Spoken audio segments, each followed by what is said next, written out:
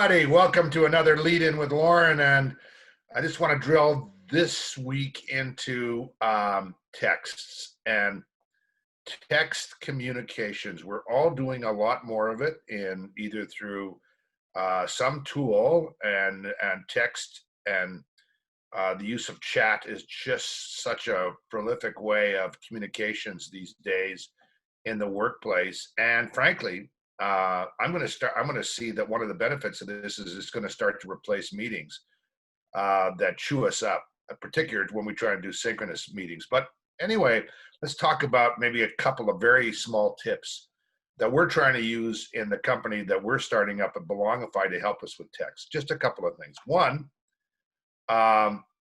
when a text occurs, try and take, or you deliver it, try and take your ego out of it.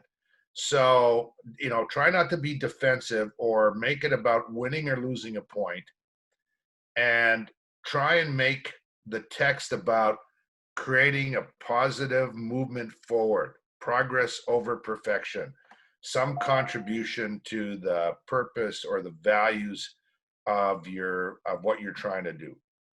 Secondly, assume positive intent.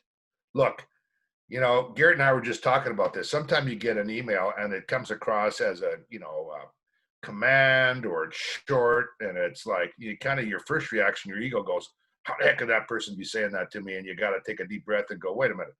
In our organization, we're going to assume a positive intent, and we're going to communicate that way as positive intent as much as possible. And so we got to remember that when we both send something and when we receive something, but having a positive intent really helps us frame up the words we choose to use. And things like emojis can help, right? And that emojis aren't silly, like just throwaway things. They really can help people understand our tone and our feelings, and we can help communicate.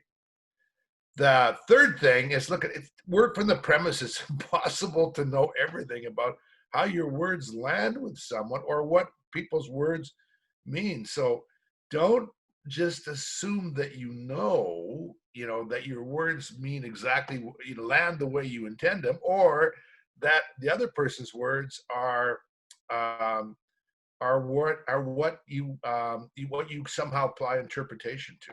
And finally, we want all of us to have this idea of short toes. When we got big long toes and everybody's worried about stepping on them, then gosh, we're holding back, and and we're maybe, I don't want to step on his toes or that kind of stuff. What if we all had no toes or short toes? Then then frankly, then we kind of invite people to make a contribution where they think there's value. And then just to tie it all together, we have to have conversation. So if someone is kind of texting in a way and communicating in a way that's kind of continually pissing you off, then frankly, we have an obligation to talk to that person about it and ask them and tell them how we feel about it. And if we don't do it, we just ends up creating ultimately kind of we harbor resentment about it, and then eventually it kind of blows up.